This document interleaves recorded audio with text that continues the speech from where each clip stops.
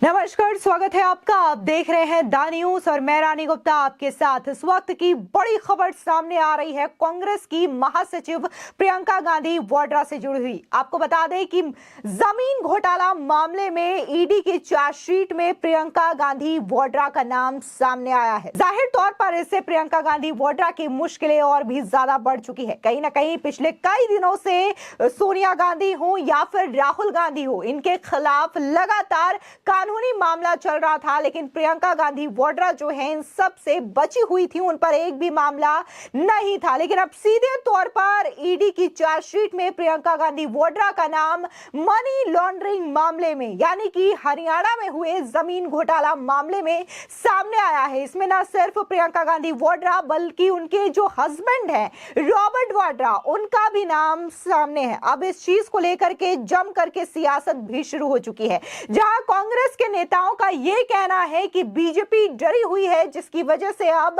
कानून का पूरी तरीके से दुरुपयोग किया जा रहा है, जांच एजेंसियों का दुरुपयोग किया जा रहा है।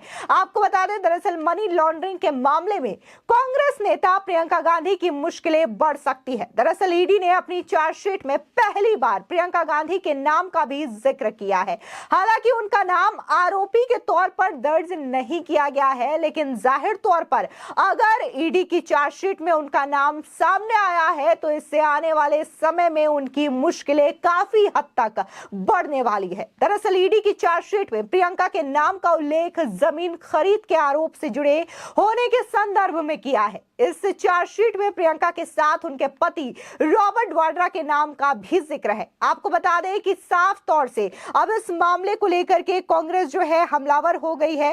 कांग्रेस के जो महाराष्ट्र के कांग्रेस अध्यक्ष हैं नाना पटोले, उन्होंने सीधे तौर पर कहा है कि बीजेपी जो है वो कांग्रेस पार्टी से डरी हुई है, जिसकी वजह से प्रियंका गांधी पर यह आरोप लगाया जा रहा है। और मोदी सरकार जो है वो गांधी परिवार से पूरी तरीके से खौफजदा है, जिसकी वजह से इस तरीके के मुद्दे बना करके आम जनता को असल मुद्दे से भटकाना चाह रही है। देखो, बीजेपी डरी हुई पार्टी है, खुद को शक्तिशाली समझने वाली पार्टी, केंद्र में हम शक्तिशाली है ऐसा बताने वाले गांधी परिवार को इतनी डरते हैं। तब भी अंग्रेज गांधी को डरते थे, आज की सरकार भी गांधी को डरती है।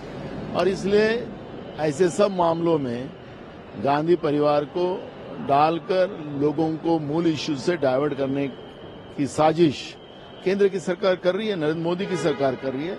और इसलिए हमने कहा कि तब भी गांधी से अंग्रेज डरते थे, आज भी केंद्र की सरकार गांधी से डर रही है। इसी के साथ ही दूसरी ओर बात हम हिमाचल प्रदेश के नए नए मुख्यमंत्री बने सुखविंदर सिंह सुक्खू की करें तो उन्होंने भी इस मामले में अपनी प्रतिक्रिया देते हुए ये कहा है कि 2024 लोकसभा चुनाव से पहले कई सारे नेताओं के नाम ईडी के साथ जुड़ने वाले हैं। लोकसभा से चुनावों से पहले कई लोगों के नाम ईडी से जोड़े जाते हैं। धन्यवाद। कांग्रेस की बड़ी रैली होनी है नागपुर में बड़ी रैली है तैयार हम का नारा कांग्रेस दे रही है। देखिए, कांग्रेस का आज फाउंडेशन डे है। 1920 में कांग्रेस के विचारों को लेकर, विचारधारा लेकर कांग्रेस पार्टी की स्थापना की गई थी। इस संदर्भ में कांग्रेस के सभी हिंदुस्तान के कार्यकर्ता आज यहाँ आए हैं। लोकतंत्र में पार्टी जीतती है, हारती है, वो एक चुनाव में मुद्दा होता है। लेकिन कांग्रेस की विचारधारा, सबसे बड़ी बात यह है कि 120 साल भी कश्मीर से कन्याकुमारी तक फैली हुई है। धन्यवाद। साफ तौर से उन्होंने कटाक्ष करने की कोशिश की है और कहीं ना कहीं ये कहने का प्रयास किया है कि जो मोदी सरकार है वो जांच एजेंसियों का दुरुपयोग कर रही है। बता दें कि ये कोई पहला मामला नहीं है जब मोदी सरकार पर इस तरीके के आरोप लगे हों कि विपक्ष के नेताओं के खिलाफ ईडी या फिर सीबीआई का दुरुपयोग जो है वो केंद्र सरकार करती है। इससे पहले भी तमाम विपक्ष के नेताओं पर ईडी और सीबीआई का एक्शन देखने को मिला है और इन चीजों को लेकर के बकायदा कांग्रेस समेत विपक्षी नेताओं ने यह आरोप मोदी सरकार पर लगाया है कि उन्होंने किस कदर सेंट्रल जांच एजेंसियों का दुरुपयोग किया है। आपको साफ तौर से बता दें कि गांधी परिवार की अगर हम बात करें तो राहुल गांधी और सोनिया गांधी पर कई सारे मुद्दे चल रहे हैं। खासकर अगर हम नेशनल हेराल्ड की बात करें तो इस मामले में राहुल गांधी और सोनिया गांधी जो है वो बेल पर है। इसी के साथ ही अभी हाल ही में मानहानि मामले को लेकर के भी राहुल गांधी को सजा सुनाई गई थी, जिसके बाद उन्हें एक बार फिर से जमानत दे दी जाती है। तो वहीं दूसरी ओर प्रियंका गांधी वाड्रा जो है इस पूरे मामले से दूर बनी रही थी, लेकिन अब वो रेंज पे आ चुकी है और ईडी की चार्जशीट में बकायदा उनका नाम सामने आ रहा है कि कैसे उनके पति के साथ जमीन घोटाले में उनके नाम का जिक्र किया गया है। आपको बता दें कि ईडी की चार्जशीट के मुताबिक संजय भंडारी के कथित सहयोगी सीसी थम्पी के दिल्ली एनसीआर के real estate agent HL Pahwa के माध्यम से 2005 से 2008 तक हरियाणा के फरीदाबाद जिले के गांव अमीपुर में 446 एकड़ जमीन खरीदी गई। रॉबर्ट वाड्रा ने 2005-2006 तक एचएल पाहवा से अमीपुर में 334 कनाल यानी कि 40.08 एकड़ जमीन के 3 टुकड़े भी खरीदे और दिसंबर 2010 में उसी जमीन को एचएल पाहवा को बेच दिया। चार्जशीट के मुताबिक रॉबर्ट वाड्रा की पत्नी प्रियंका गांधी वाड्रा ने अप्रैल 2006 में एचएल पाहवा से अमीपुर गांव में 40 कनाल यानी कि 5 एकड़ कृषि भूमि खरीदी। फरवरी 2010 में उसी जमीन को एचएल पाहवा को बेच दिया गया। इस दौरान पाहवा को भूमि अधिग्रहण के लिए नकदी भी प्राप्त हो रही थी। अब ईडी ने आरोप लगाया है कि रॉबर्ट वाड्रा ने बिक्री का पूरा पैसा पाहवा को नहीं दिया है। इस संबंध में जांच अभी भी जारी है। आपको बता दें कि 2019 में प्रियंका गांधी वाड्रा और रॉबर्ट वाड्रा से जुड़े इस भूमि सौदे की खबर आज तक ने ही ब्रेक की थी। दरअसल ईडी ने मंगलवार को आरोप पत्र दाखिल किया है। वहीं भंडारी 2016 में ब्रिटेन भाग गया था। ब्रिटिश सरकार ने ईडी और केंद्रीय जांच ब्यूरो यानी कि सीबीआई के कानूनी अनुरोध पर कार्रवाई करते हुए इस साल जनवरी में भारत में उसके प्रत्यार्पण को मंजूरी दे दी थी।